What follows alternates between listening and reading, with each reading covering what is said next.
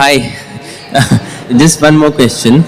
In the Quran 96, chapter number 2, it says, created man out of a mere clot of congealed blood. I was listening to the Hindi translation, Urdu translation of this as well a few days ago, and it did say that खून की बूंद से बूंद उससे बनाया. Now we know that like this is common knowledge now that we are actually not born from a drop of blood. It's a drop of semen. So I do see a translation of another verse. It says, then fashion we the drop, in brackets semen, a clot of congealed blood, then fashion we the clot a little lump. So that means it puts the blood in the second stage, but I don't think blood comes towards the later stages of you being a doctor can probably throw more light. Sure. Well, you have asked the right person. Yeah. Quran says in Surah Nahl chapter 16 verse 43 and Surah Anbiya chapter number 21 verse number 7, Fasalu ahli zikri in kuntum la ta'lamun. If you don't know, ask the person who knows. I'm not very knowledgeable, but in these few things I'm knowledgeable, alhamdulillah. I'm not a very knowledgeable person. I'm just a student of comparative religion and I'm just a small doctor, MBBS. But this is my field of speciality. This same argument was given by Dr. William Campbell.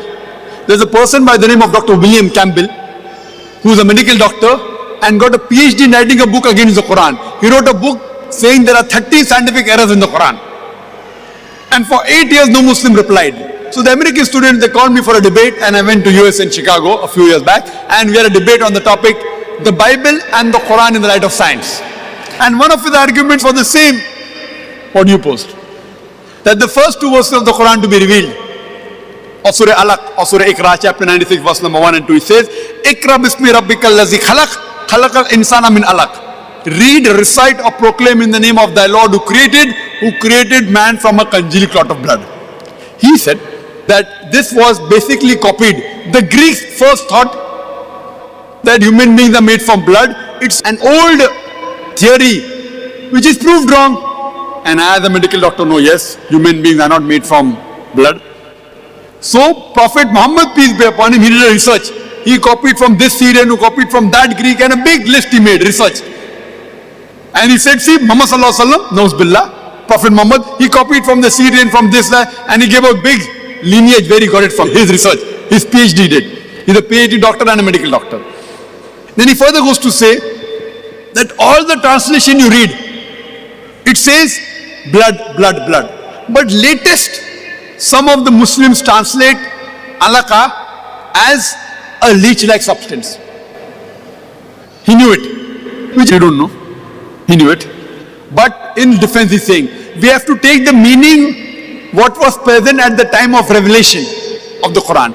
We can't take a meaning which is understood today. At the time the Quran was revealed, no one understood it as leech, and he's right.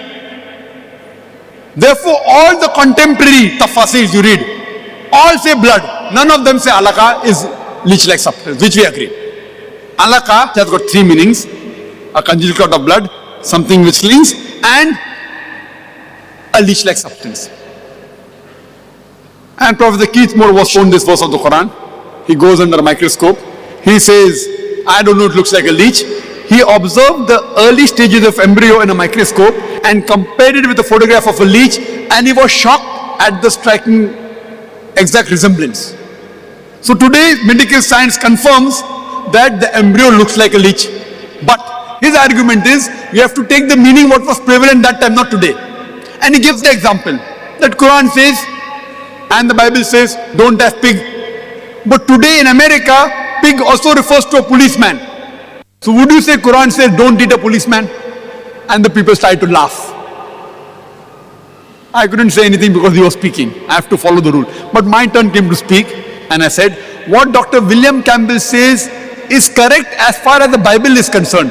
Because the Injil was revealed only for that time and for those people.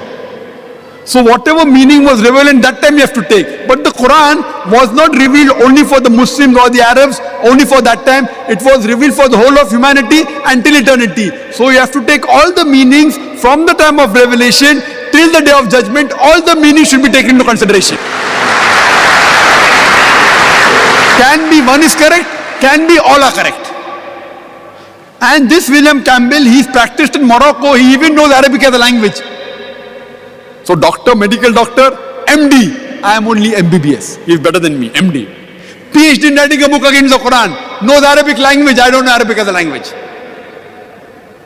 So we had a debate. So I said, as far as the Bible is concerned, fine. Only the meaning where it is revealed has to be taken. For the Quran, all the meanings. And what meaning is today, he has no objection.